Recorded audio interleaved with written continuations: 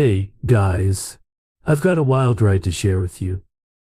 I'm talking about the day I found out my wife of 7 years, the mother of my 2 kids, was caught on camera with not one, but 2 mailed answers at a bachelorette party, and the video had been making rounds among our so-called friends for years without me knowing. This is the story of how my trust was shattered, and the secrets that came tumbling out. If you're as shocked as I was, hit that subscribe button and join me for the full story and more tales of infidelity that'll leave you on the edge of your seat. Don't miss out. 9 days ago, I found out my wife of 7 years, Lisa, was caught on camera at a bachelorette party with 2 mailed answers. Another woman at the party secretly filmed it on her phone and later told her boyfriend, Milk, who happened to know me. Even though J.N. and I weren't friends, we had some mutual high school acquaintances. John's girlfriend told him not to share the video and they kept it hidden for years. Milk and I have never been on good terms. We only crossed paths due to mutual connections. However, John and his girlfriend broke up some time ago, and since then he's been casually showing the video to his friends for entertainment. Became a recurring topic at gatherings and guys' nights out. Most of the women seen in the video were in relationships at the time. I can't help but suspect they might have been mocking me, though that might just be my insecurity talking, since the story never reached me or any of my close friends. This changed about a month ago when one of our mutual friends, Jim, had a drink with Milk.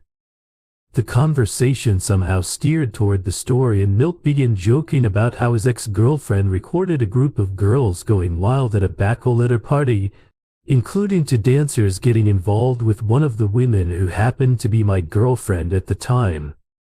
Now my wife. Apparently, Milk had trust issues with his girlfriend back then and kept a close watch on her activities, leading her to record everything as proof of her innocence in case he suspected her of cheating. This led to her involving her friends to show her, then boyfriend, that she was the innocent and virtuous one. According to Jim, all the women, including the one with the camera, went backstage into the dancers' dressing room. My girlfriend was the only one who went all in, not just BJ and flashing. She took on both dancers simultaneously in their dressing room, while her other friends gave BJ and flashed. She was being plowed by both dancers, while the other woman secretly recorded. A month ago, Jim became aware of the situation and felt the urge to confide in me. However, he grappled with this decision because he knew about my happy marriage and shared a close bond with both of us.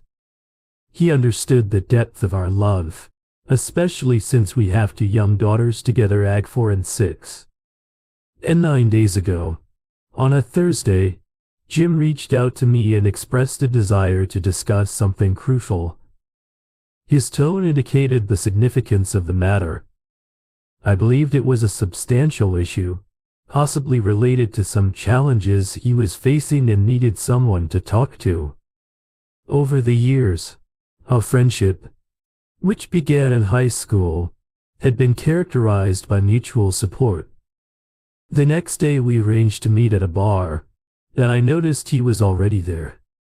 When I arrived, his anxious demeanor made it apparent he was preoccupied with something, and I suspected it had to do with me rather than himself. I grew up in a tough neighborhood. I'm a big guy standing at 63, and I've had a few run-ins with the law in the past, mostly related to my crew activities, which gave me a certain reputation. However, all of that is behind me now. Among my peers, I've always been seen as a natural leader, with many guys looking up to me. During my teenage years, I used to be quite aggressive and got into numerous fist fights, but going to prison a couple of times, getting married and having kids have transformed me. It's been over 8 years since I last got into any trouble. I'm less aggressive now, more composed and mature, especially since I have 2 kids and a stable job as a union electrician. I have a long history with Jim. We go way back to high school. I used to protect him from bullies. Since he's a year younger than me now, at 30 years old and working a decent corporate job, our social circles didn't overlap much anyway. When I took a seat at the bar, I could sense that whatever he had to say was about me. Judging from his body language, it made me quite anxious. So I turned to him, asked how he was doing and inquired about what was bothering him. He replied that what he was about to tell me might seriously affect my relationship with my wife, but he felt I needed to know. He didn't want me to find out years down the line that he knew something but didn't tell me. He felt it would be dishonest to keep this from me at this point. I thought he should just go ahead and spill the beans.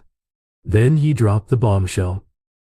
A few weeks ago, while hanging out with some friends, one of them showed him a video from about 6 years ago.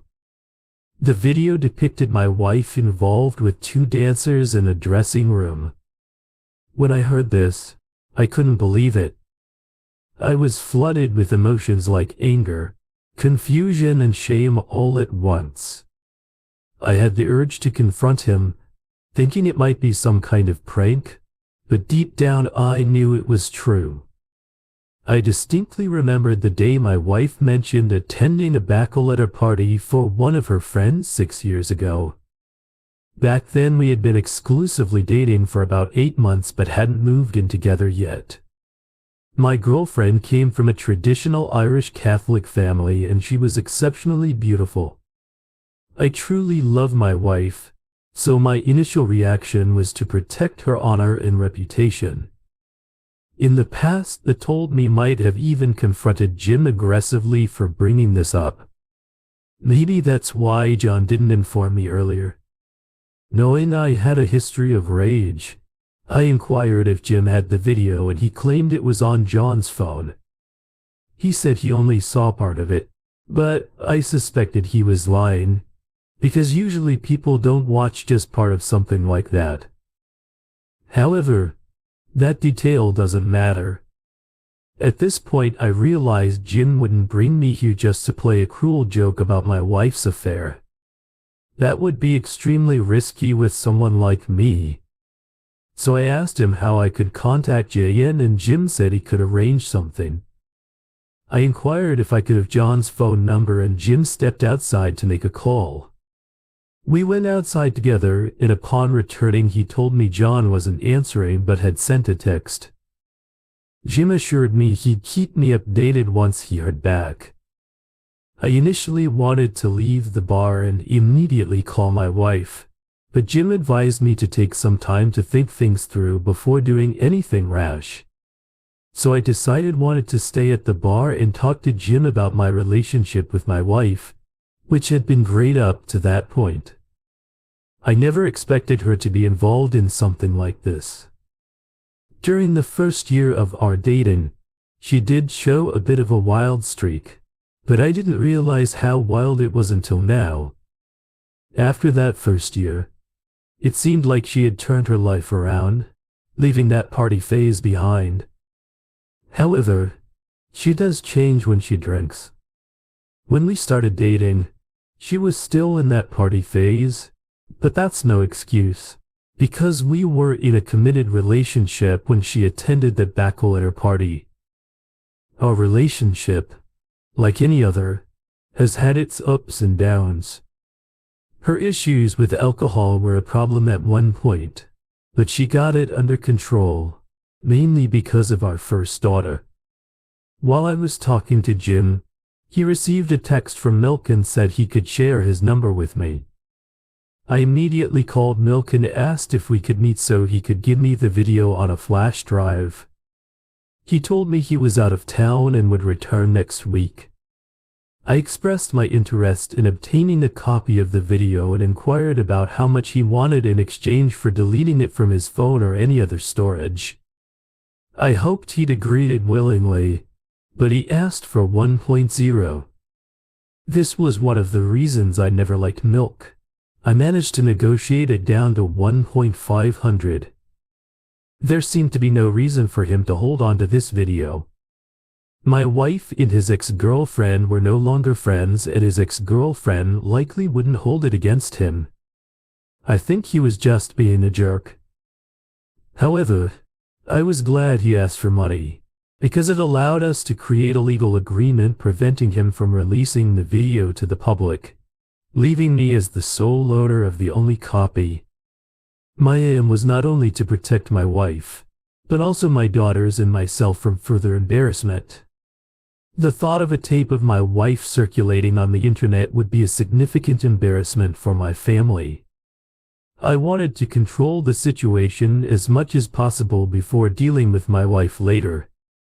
From what I've heard, the video is too explicit to even contemplate. That night I was too intoxicated to drive, so I had to take a cab home and leave my car in the bar's parking lot. When I got home, I could barely walk through the door. All I remember is calling my wife a cheater and passing out. I wanted to confront her that night, but I was too intoxicated to handle it. The next morning, I woke up with a hangover on my couch wrapped in a blanket. My wife was supposed to go to work that day, but she called in because she was concerned about my unusual behavior and wanted to figure out what was going on. She handed me a glass of water as I sat there and, after taking a sip, she asked me what was bothering me. I glanced at her and all the memories from the previous night came rushing back. I hadn't been this angry with my wife in a long time and I needed answers. The images of her with those two dancers were all I could think about. When I looked at her, I couldn't even find words to speak. I just started sobbing, being like a baby. I couldn't remember the last time I cried, and that was one of the lowest moments in my life. My wife seemed bewildered and she started crying too. She wanted to comfort me with a hug, but I pushed her away.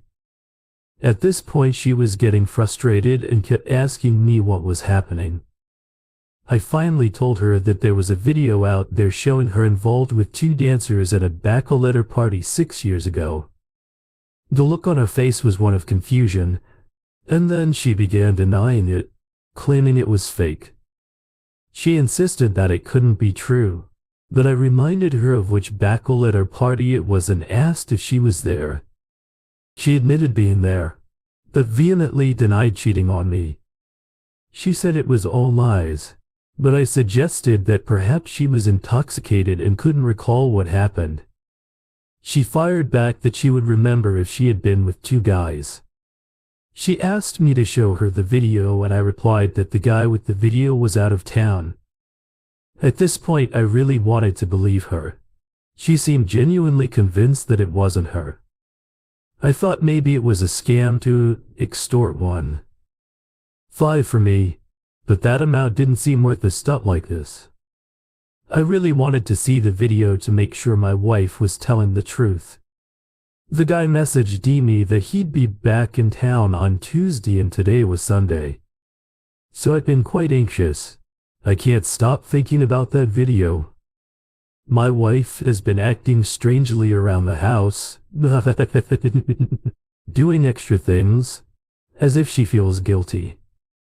She keeps asking if I'm okay all the time, making it seem like I'm the crazy one, or that I just made up this whole story. Could invent something like this by Monday. I couldn't wait any longer. I told the guy that we didn't need to meet right away. I could send him the 1/5 rough Cash App and he could download the video using Dropbox. He told me he didn't have enough space on his Dropbox and couldn't delete anything to free up room for the video. So I suggested he create another Dropbox account, which he did by Monday evening. I had sent him 1.5 on Cash App and he sent me a link to the video. I opened the video and saw a group of women, including my wife's friends from back then, cheering with excitement as the dancers performed. Then I witnessed my wife touching the dancers in their private areas through their clothes. The footage switched to the dressing room, where my wife and 2 other women were on their knees preparing the dancers. I counted about 5 guys, if you catch my drift. Then there's another part of the video where my wife was engaging in an act while still clothed. 2 dancers were taking turns. The video was just as explicit as I had feared. It looked homemade and poorly done, but it was undoubtedly her. There was no mistaking it. Her voice was unmistakable. This private moment that I thought was just between us was actually shared with total strangers. It seems like the dancers knew they were being recorded but didn't care. I'm not sure if my girlfriend and her friends were aware, because they never acknowledged it. She wasn't forced into anything. In some cases, she was actively seeking attention and even taking the initiative. She gave it up to a bunch of guys she met that night. But the very first time I met her, she acted like she wasn't so easy. While I didn't get the sense that she was some sort of pure Mary when we started dating, she didn't pretend to be that way because she was a party girl at the time. She made wait for about 2 months before our first intimate encounter. Now, everything I thought I knew about my wife is being called into question in our current relationship. Being close with me is a big deal, especially after our second daughter was born. And here she was enthusiastically engaging in acts with complete strangers without holding anything back. I just need to vent, because I always believe there were special moments you share with someone you love. And it feels like that belief has burst like a bubble in my face. This is seriously affecting my self-esteem, and the worst part is that I can't help thinking that I wasn't enough for her back then and not enough for her nowadays. I have a few extra pounds on me, but back then I was in good shape. I'd like to think I'm a good-look guy, but despite that she did this willingly with those guys. I'm curious if any of you guys in relationships have experienced something like this, because it can't have been just me. My wife, up until I saw this video, was almost perfect. A great mother to my 2 girls, takes care of me, and she's not lazy, like most unfaithful wives I've read about on this site. She's completely traditional now, although I might not have said that when we first started dating, but she's grown into it over time. That's what makes it so hard to just walk away from all of this. Regarding your question about protection, they did use it, not that it really matters, but they were using protection, and she was so into it that she probably wouldn't have noticed if they didn't. I remember how adamant she was about using protection the first time we were close, and it actually scored her some points in my book back then. This whole situation makes me wonder if our relationship all this time has just been a big lie. Maybe I don't really know who she is.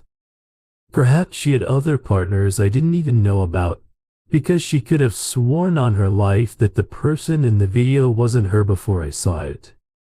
If I had just heard about the video and hadn't seen it, I might have believed her. She was that convincing. So now I'm wondering what else. I'm believing that isn't true. When she came back home that evening, I connected the video to my TV so she could clearly see it was her. I admit I went overboard because I was furious with her. I thought she'd show some remorse or beg for forgiveness, but no. It was like she had prepared excuses in advance. She even claimed a winnable life. She even claimed an exclusive relationship at the time and went as far as saying we weren't even in a relationship. I fired back. Even if you were right about us not being exclusive at the time, though we both know you're lying. How is it normal to have closeness with 2 men like that? The person she portrayed to me and has been acting as ever since we met is not the same as the one I see in the video.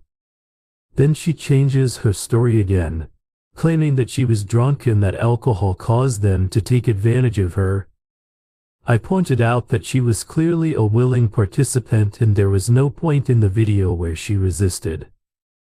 She countered by saying the video was doctored and didn't show the whole picture. She also blamed alcohol, but she might have been a bit tipsy. Yet she was fully aware. Her motor skills were normal and she wasn't slurring her words. She kept lying and making excuses. I didn't want to argue with her, but it felt like she was avoiding full responsibility.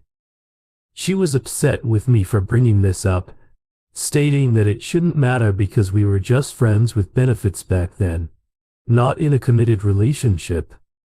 She argued that it's in her past and asked how I'd feel if she held my past against me, claiming she accepted me for who I was.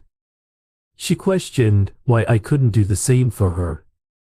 We've never had a violent relationship and I had never considered it, but the way she was dodging responsibility made me come close.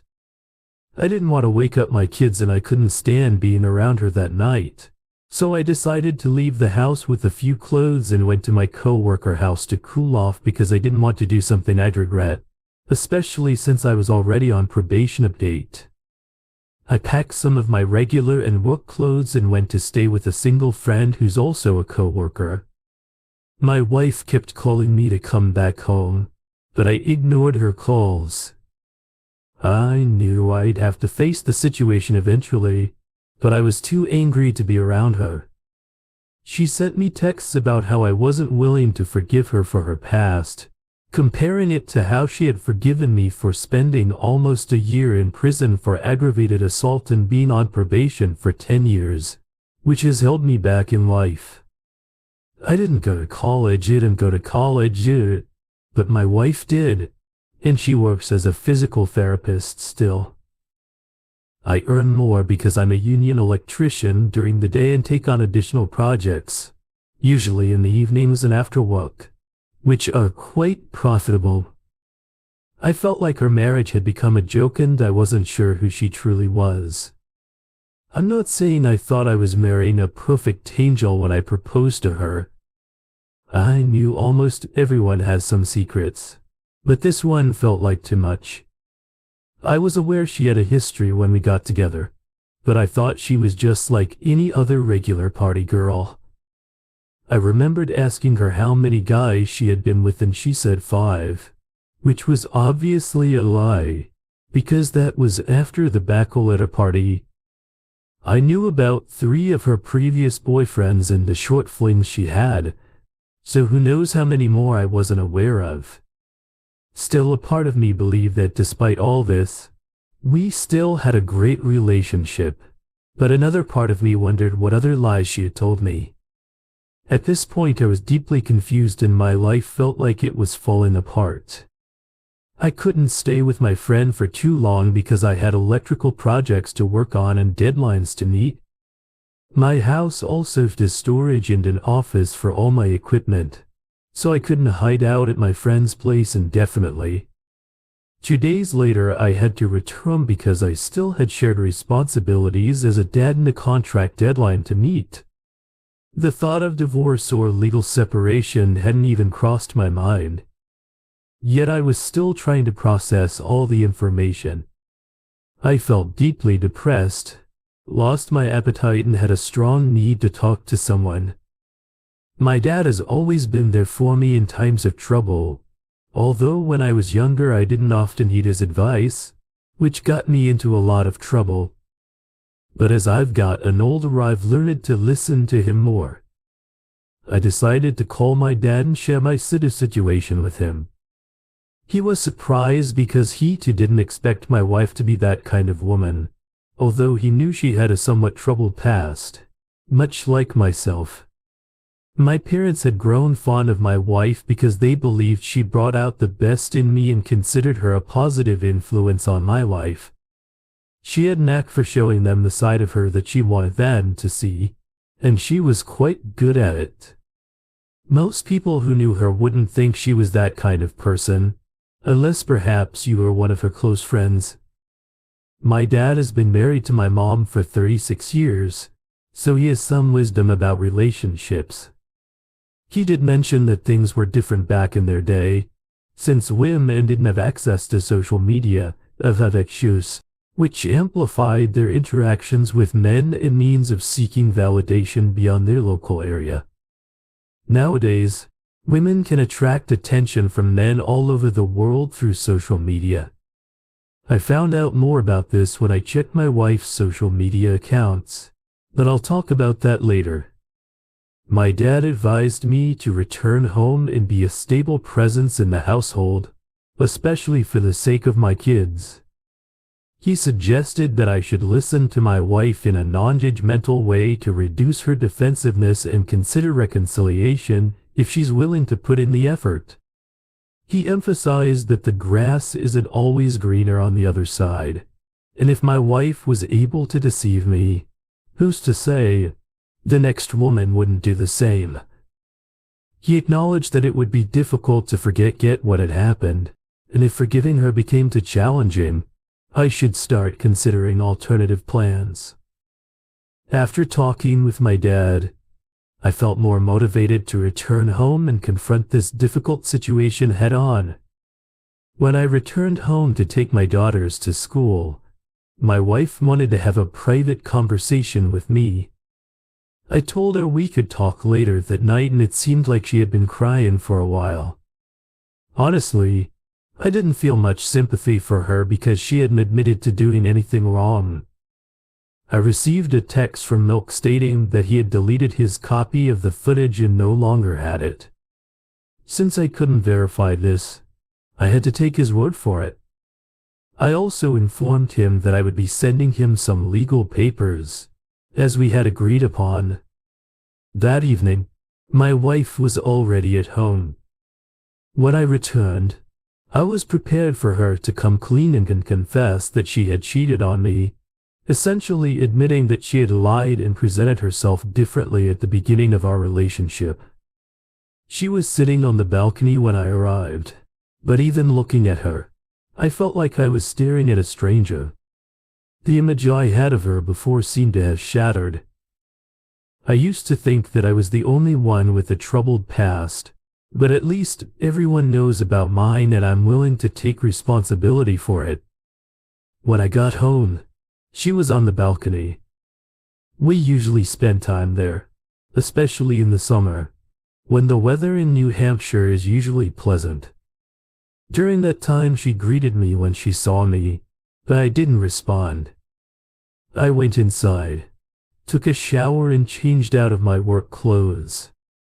A few minutes later I joined her on the balcony with a beer in my hand. We sat there in silence for a few minutes. My plan was to let her speak and see what other lies she might come up with. I could tell she was expecting me to start interrogating her, but instead I let the awkwardness linger between us. She began by apologizing for her infidelity, explaining that it happened during a different phase of her life. She mentioned that when our relationship had just started, she wasn't sure it would last and she was still in a partying stage where she did things she now regrets. She expressed remorse for her actions and claimed that she had been faithful to me since then. I interrupted and asked her why she had been intimate with those men on the same night she met them, yet I had waited for months for her to be close with me, even though she kept saying she wasn't ready. Her response was that she wanted our first time together to be special and meaningful, unlike her encounter with the dancers, which she said didn't mean anything to her. This explanation made no sense to me. I pointed out that she had been on her knees with them on the first day, so why did I have to wait for a special occasion? It felt like she was using closeness as a reward for me, while she freely engaged with strangers in an explicit manner in front of her friends. I also asked her if there were any other affairs she had that weren't recorded on tape. She insisted there were none, but I expressed my disbelief. She suggested that I check her phone and social media, stating that she was telling the truth. I mentioned that if she had enough time to edit her story, She had enough time to delete any incriminating evidence from her phone. Although I didn't really expect to find anything on her phone, I decided to take her up on the offer.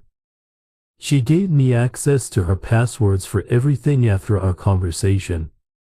While I felt she had admitted to her wrongdoing to some extent, I still believed she wasn't revealing everything. The seed of doubt had been planted and I couldn't trust her fully anymore.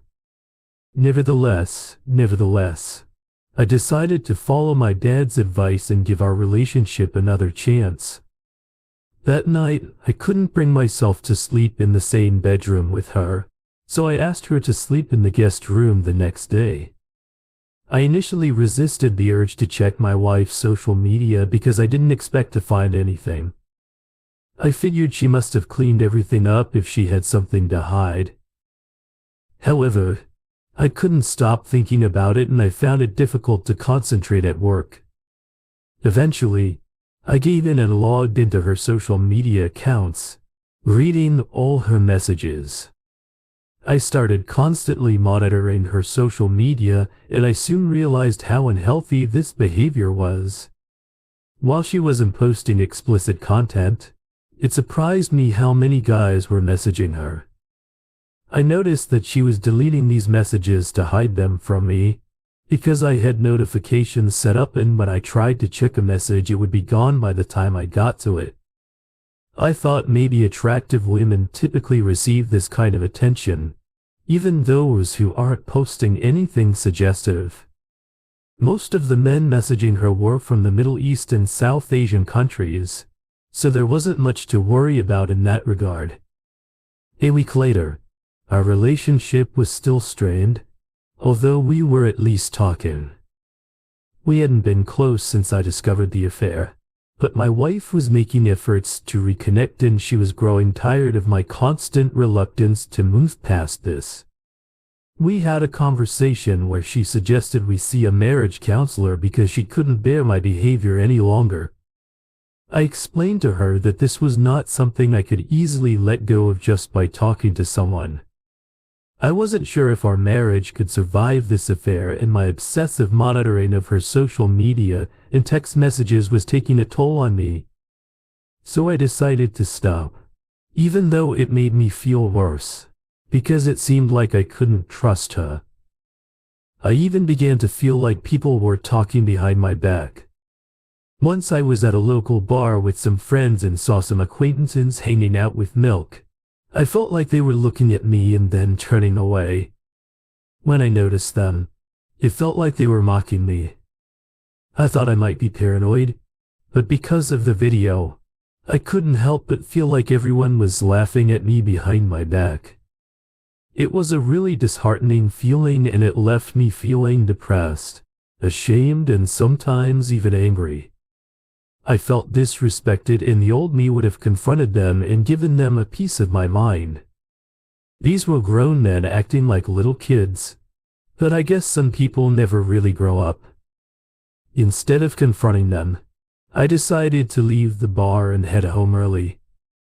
It had been 2 weeks since D-Day and during that time I hadn't been intimate with my wife.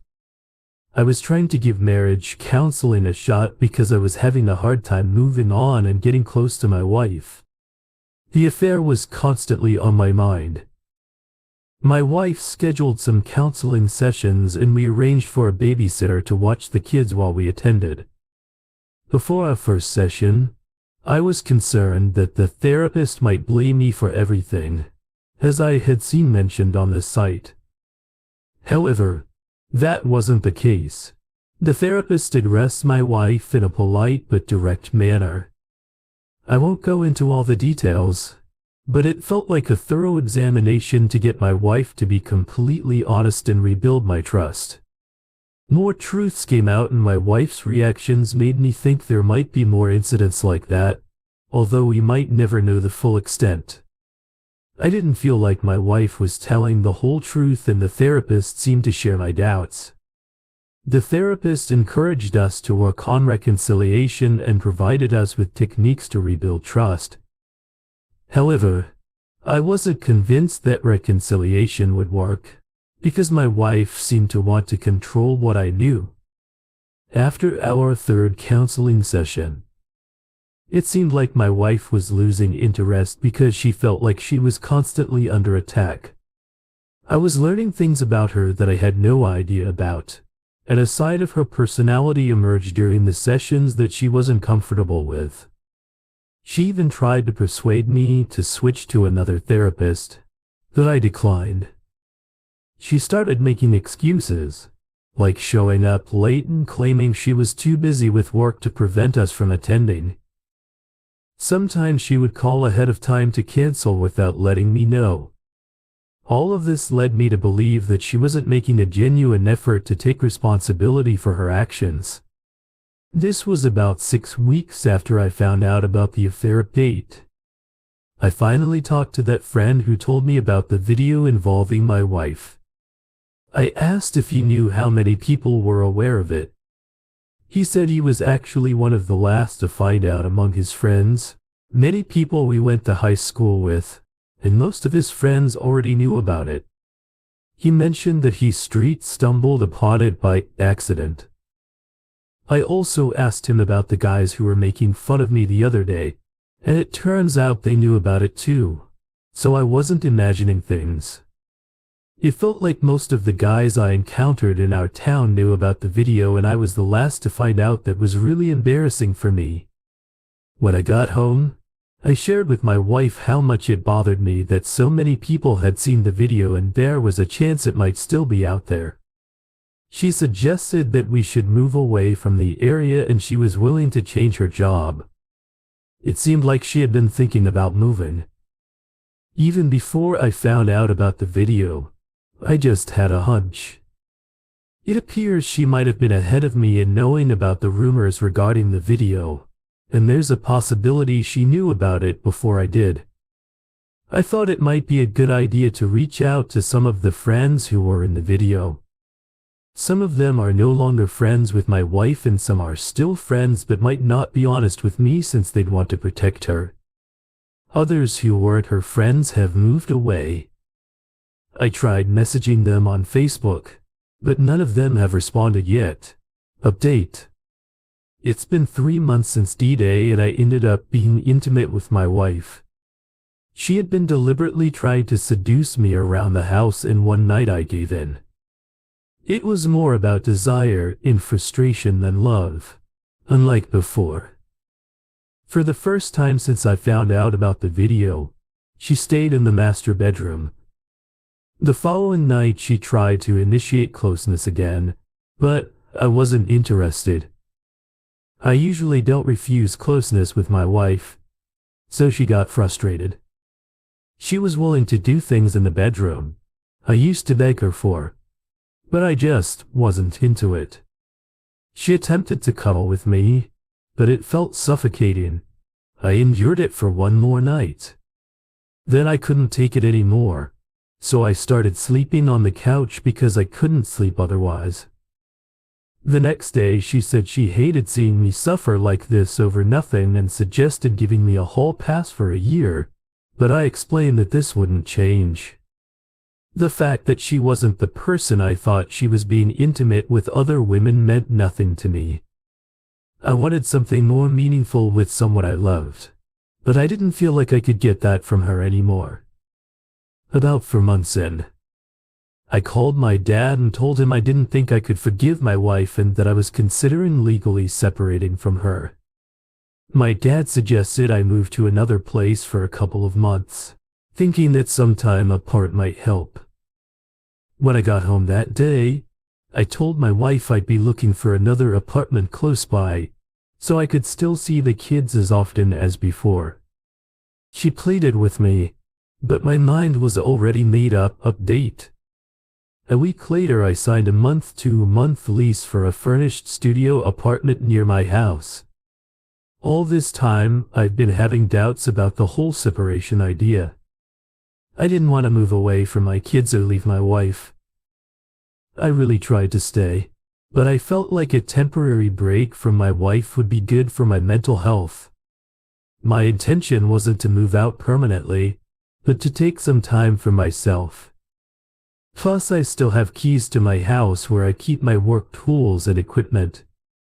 The night before I moved to my apartment, I had a serious argument with my wife. She got really upset with me, claiming she's given me space. Throughout this whole process, she thought I was acting completely irrational. She said I've gone mad for leaving them over something that happened when she wasn't even sure we were in a relationship. I told her we'd discussed this before and I believe there are still things she's not telling me. I need some time to collect myself. She asked how long we'd be separated and I said I'd give it 2 months. Since most of my things are still at the house, we agreed to work toward a reconciliation. After moving into my studio apartment, I felt more at ease. The first day was tough because my wife was really upset with me. She then told our 5-year-old daughter that it abandoned them, who says that to a 5-year-old. When I came to take my 5-year-old to kindergarten and my 3-year-old to daycare, my daughter told me that Mom was crying. When she asked her what was going on, she said that Daddy had abandoned them. I told my daughter that I hadn't abandoned them because I'm still here taking them to school. After I dropped my daughters off at school, I called my wife and told her she should feel bad about herself for trying to manipulate our kids by telling them lies about me. I asked her not to involve them in this situation. She refused to admit any wrongdoing, insisting that she wouldn't lie for me because, in her view, I abandoned them. I reminded her that the only real change was that I no longer live with them, but I've still been fulfilling all my responsibilities as a father. The next day I took my kids to school in daycare and they seemed happy. After dropping them off, I went to work. After work, I headed straight to my client's job site to finish up some extra projects.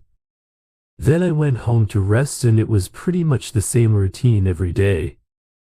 I tried to avoid socializing too much because I didn't want to meet people who had seen that embarrassing video of my wife or face ridicule again. So I kept to myself. My wife and I talked about relocating when we reconcile, but for now I was just too busy. I didn't see my wife for the rest of the week, but we talked on the phone regularly. Our conversations mainly revolved around coordinating our kids' activities, and sometimes she even dropped off food at my apartment. It was a stress-free week with no arguments. No kids crying or making demands. It felt like a partial vacation. I even thought that once this experience was over, I might move back into my house. I planned to take some time away from my wife and kids to clear my head. Some of my friends go on week-long hunting trips every season in places like Montana and Arkansas. There's one coming up next month and I've been invited. I've put it off before because my wife always found a reason why I shouldn't go and I usually agreed the prices can be steep, but my buddy secured a group discount for us. The hunting trip was still a month away, but I've already purchased my ticket. We'll be traveling in my buddy's RV and it promises to be a lot of fun. It's something to look forward to during these challenging times. The next couple of weeks followed a similar routine. However, in the middle of one week, my wife called me because the dishwasher had broken down and she asked me to come and fix it. When I arrived at the house to repair the dishwasher, I was surprised. The living room looked completely different. The only times I visited the house were to pick up my kids in the driveway and grab my tools for side jobs. My tools are stored in the basement and I usually use the basement entrance without entering the main living area. While fixing the dishwasher, I noticed that my wife had redecorated the living room. She had changed the curtains and bought a new couch. I asked her what was going on and she explained that she wanted to make some changes. After fixing the dishwasher, I took the opportunity to get some things from the master bedroom and noticed that my wife had purchased many new outfits. When we talked about it, she mentioned that she had started going to the gym to get in better shape and work on self-improvement. I admit feeling a bit envious that she was making all these efforts to better herself, and I wondered if all these renovations were her way of moving on from me. I kept doubting whether leaving the house was the right decision, even though I knew it was for my peace of mind. After about 2 weeks, as the weather got colder, my wife informed me that there was an issue with the furnace. I came over to fix it and noticed more changes to the house. I hadn't seen my wife up close since I repaired the dishwasher. When I saw her waiting in the driveway with my daughters, she was always in baggy pajamas, so I couldn't tell she had lost some weight. I mentioned it and she explained it was her self-improvement month. We talked and I got the feeling she wasn't as interested in me moving back. Why would she be? She still sees me as the handyman. I'm taking care of the kids and contributing financially. I'm still paying my share of the mortgage and she gets the benefits of having a man around without having to cook or be intimate with me. It's like she's enjoying the best of both worlds. I informed my wife about the upcoming hunting trip to Montana, expecting her to object or raise concerns like it's dangerous or expensive, but she didn't object, ask questions or show any resistance. She was surprisingly easy to talk to, and that made me uneasy. I thought maybe she had moved on and didn't care if I returned or not. That's the vibe I got from her. 2 weeks later, I went on the hunting trip with my friends, returned a week later and picked up my daughters for school that Monday. As I pulled into the driveway and opened the car door for my daughters,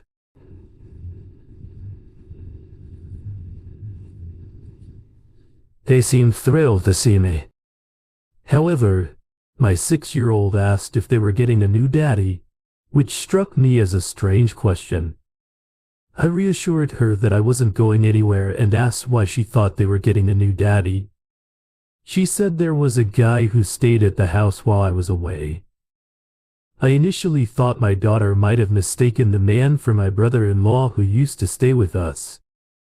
However, my daughter knows my brother-in-law well enough not to confuse him with someone else.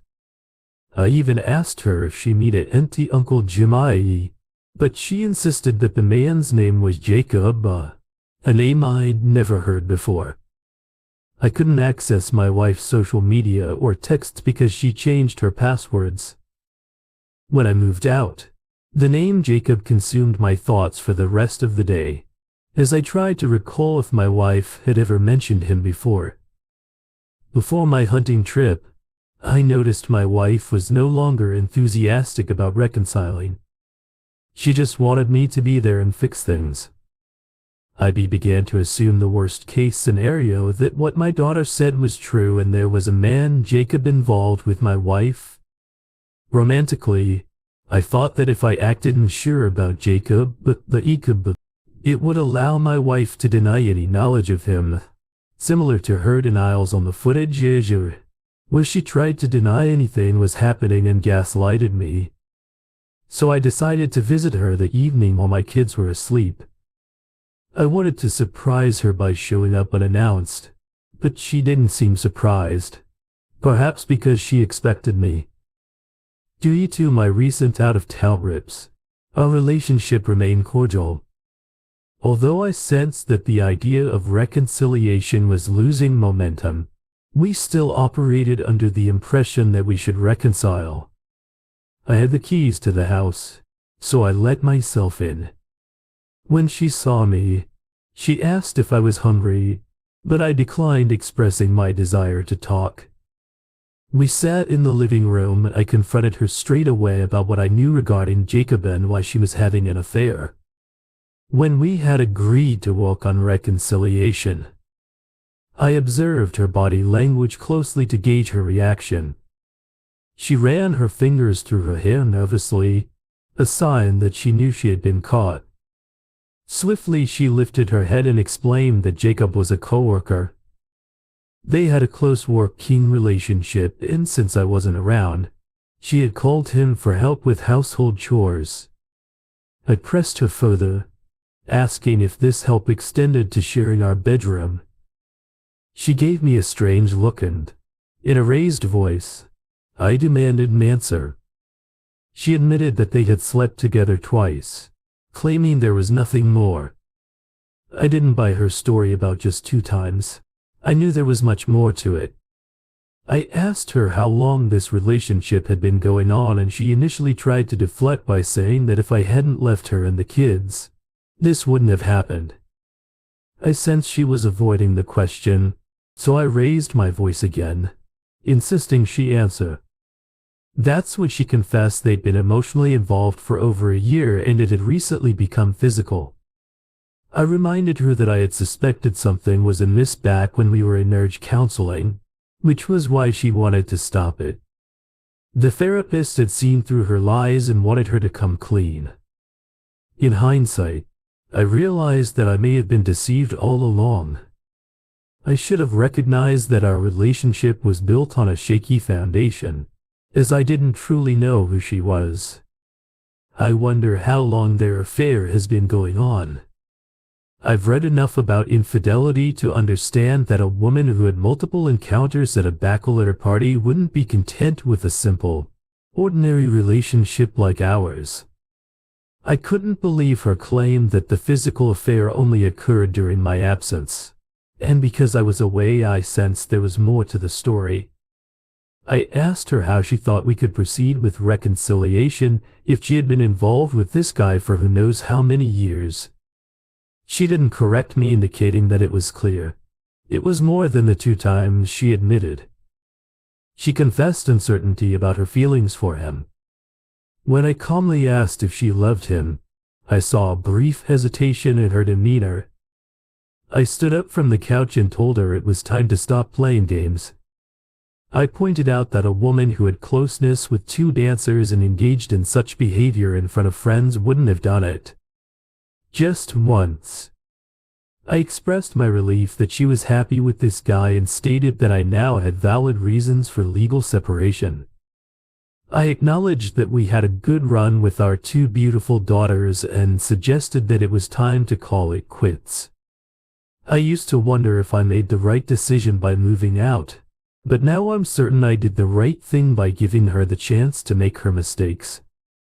If I had accepted her lies and gaslighting all these years, I might have lived my life in ignorance. I owe some credit to the marriage therapist for opening my eyes. Even though she didn't explicitly say my wife was lying, I was sharp enough to read between the lines of her questions and understand her perspective. It was like one dishonest person recognizing another, and I was just a learner in their midst. At that moment I realized my wife was skilled at covering her tracks. I still had a feeling there was more to the story, and I suspected she was withholding something. When I got up from the couch to leave, she told me she still loved me, but I ignored her and walked away. I went home that day upset because I knew I wouldn't be able to see my kids as often as I'd like. I understood there was no turning back from this, but at the same time I felt a strange sense of relief because I had been proven right and her true colors as a cheater had been revealed. It's eerie how accurate that quote about cheaters holds. I'm not a religious person, but I slept well that night, feeling like the universe was on my side. Throughout this experience, it seemed like everything fell into place, systematically to unveil the lie I had been living. Just think, if Jim hadn't told me about the video, all these events over the past few months wouldn't have occurred. To open my eyes to the reality of who I've been living with for the past 7 years, I called my dad the next day to share everything I had just discovered, and he reassured me that I handled things well. He told me not to blame myself because it wasn't my fault, and that everything happens for a reason, bringing what was hidden into the open. Right now, My primary concern is the safety of my daughters.